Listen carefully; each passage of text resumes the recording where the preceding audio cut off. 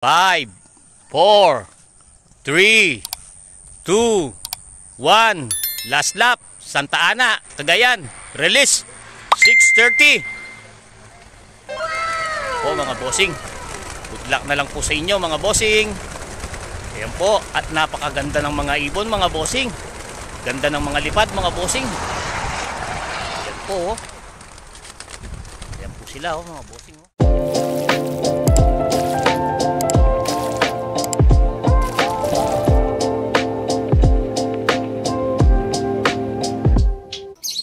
Magandang umaga mga kaibon, mga kalapatid. Welcome back sa aming channel. Para sa video natin ngayong umagang ito, sa ating vlog, samahan nyo kami mag-abang ng kalapati natin. Last lap na sa Santa Ana, Cagayan ang release. Yung isa naman, kanina nakita ko dumating na, aga niya. Ang release nun sa Bukawi, Bulacan, training. So guys, yun samahan nyo kami mag-abang mamaya dun sa isa nating kalapate. Sana makauwi, Yun lang guys, tara. So guys, eto na yung kalapate natin, kanina pa siya dumating nung pagising ko nakita ko nandito na ang training nila sa sa Bukawi, Bulacan. Yung release nila. Hindi ko lang alam kung anong oras sila na-release kanina. Siguro mga maaga pa yun, mga 6:30 siguro, ganyan. Bilis na yung ibon natin, nandito na agad. Sana magtuloy-tuloy. Nilaban natin ng yan, Patibayan, South sa BBC. Sana hanggang dulo, pagpauwi tayo.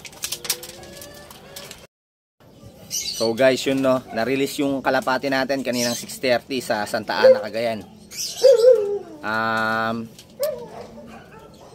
Inaasahan natin darating yung ibon natin mga bandang alas 3, ganyan pa, Sana makauwi yung kalapati natin. Yun, good luck sa lahat ng kasali. Sana makapagpauwi tayong lahat. 200 plus na lang yung live na birds na nakasali sa para club, good luck sa lahat. Sana makauwi yung mga kalapati natin. Guys, ito yung natin, dagit natin. May mga nag-PPM sa atin, kaya lang hindi tama yung information na binibigay nila. Kaya malamang hindi sa kanila yung ibon. Kung nakikita nyo, kinabit namin ulit yung sticker niya. Ayan, nandiyan po.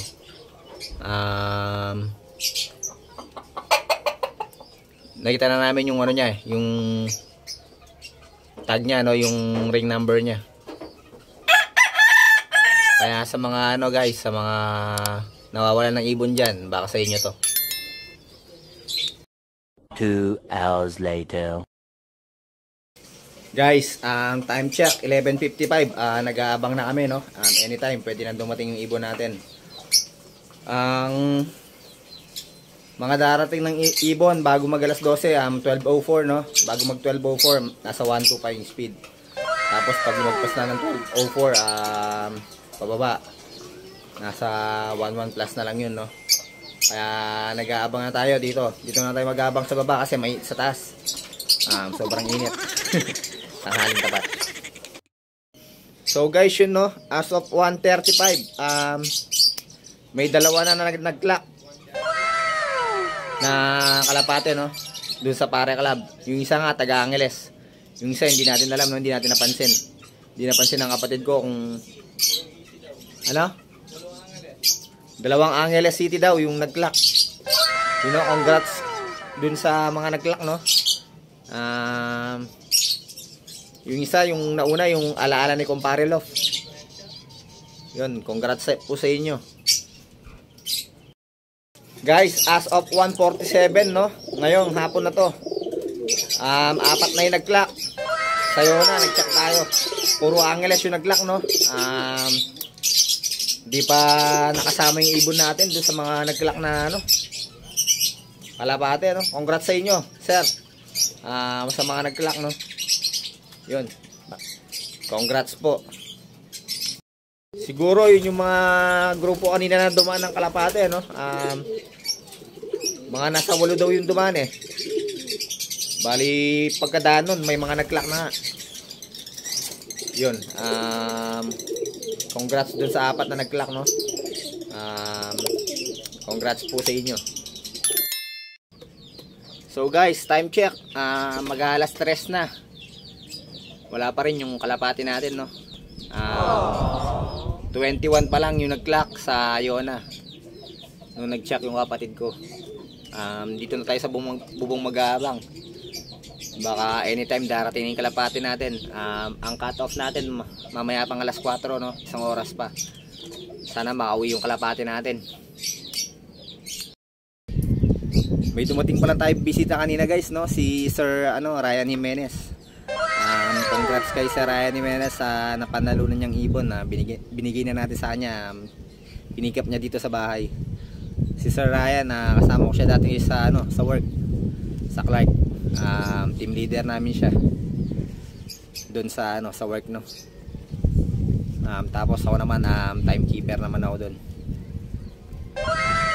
Bali hinahawakan namin na tao doon, mga housekeeping sa Clark dati. Yun, no. Congrats kay Sir Ryan Jimenez ng Angeles City, Pampanga, doon sa napanalunan niyang ibon. Ang napanalunan niya yung yung albino opa, Albs 1.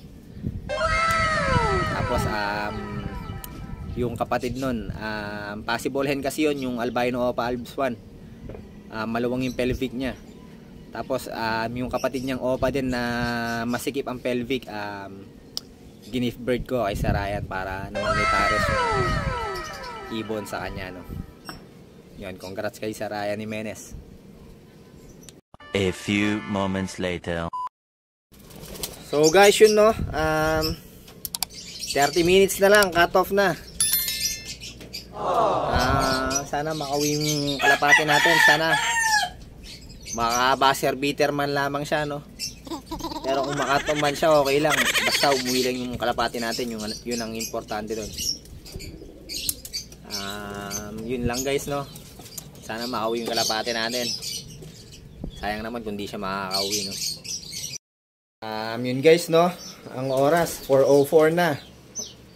Cut off na, sakto. Di nakauwi yung kalapati natin, no. Pero aantayin pa rin natin siya. Baka sakaling makauwi pa yung kalapati natin. Update ko na lang kayo guys kung makakauwi yung kalapati natin ngayon. Popost na lang natin yon sa reels na lang siguro, no. So yun guys, hanggang dito na lang yung vlog natin ngayong araw na to. Maraming salamat sa mga sumuporta at nagtiwala doon sa kalapati natin. Maraming salamat mga kaibon, mga kalapatids. Huwag niyo sana kalimutan mag-follow at mag-subscribe sa aming Facebook page at YouTube channel. Ingat and God bless mga kalapatids, mga kaibon. Yun lang po, no.